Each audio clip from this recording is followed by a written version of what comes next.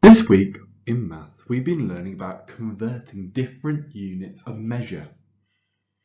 As you can see on the slide, we've been focusing about three main types: mass, volume, and length. If we have 1 kilogram, that equals 1,000 grams. If we're thinking about volume, we're thinking about how much liquid we have. 1 litre equals 1,000 millilitres. And finally, when measuring length, 1 metre equals 100 centimetres and 1 centimetre equals 10 millimetres. Can you remember how many metres equals 1 kilometre?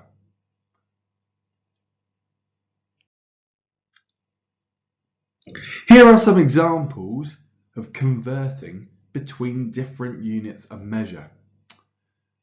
We're going to be converting mass, and in the bottom left hand corner I've got my key to help me.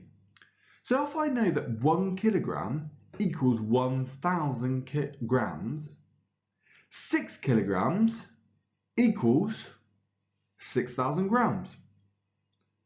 If I have 3.5 kilograms, that equals 3,500 grams.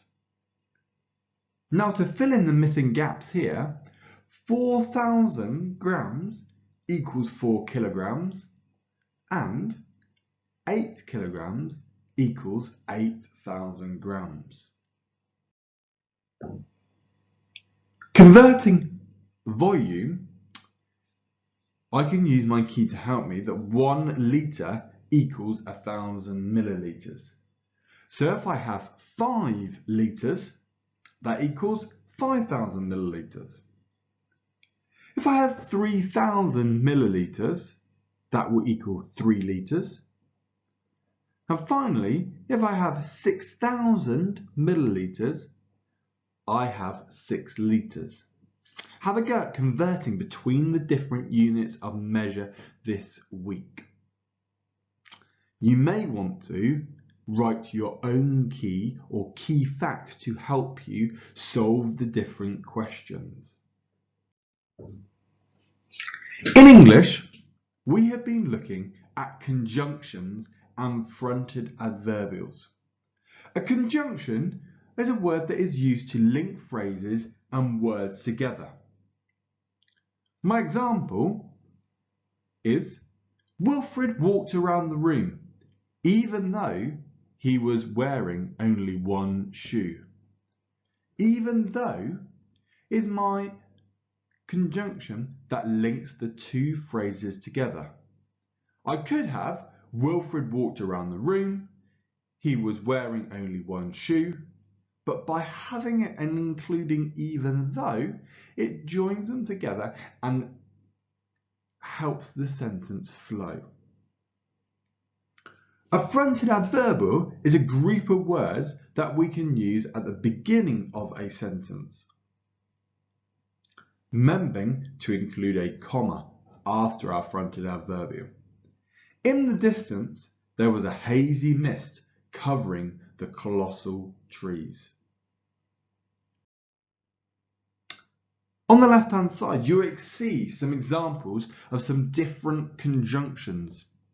Why not have a go at trying to include them in some sentences that you could write? Here is an example of a sentence. The boys put on their coats. The boys put on their coats. It was raining. I could link these two sentences together and phrases to make a longer, more effective sentence. The boys put on their coats when it was raining. When is our conjunction that is linking the two phrases together. In my second example, the work didn't get finished. They didn't have enough time.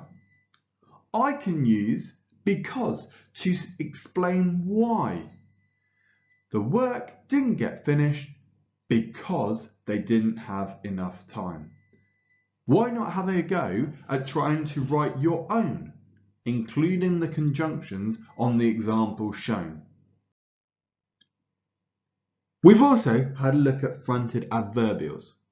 The sun glistened delicately on the lake. I could add in a fronted adverbial to give more information at the beginning of the sentence, making sure I include a comma. In the distance, the sun glistened delicately on the lake. This is telling us where it happened. Remembering that a fronted adverbial could tell us where, when, or possibly how something may happen. In my second sentence, the fox pounced on the innocent rabbit. Menacingly, that's telling us how the fox pounced on the innocent rabbit. The fox pounced on the innocent rabbit. We have another example of a fronted adverbial, and you will notice it is an example of an adverb at the beginning of the sentence. Hopefully you will remember why it is an example of a fronted adverbial.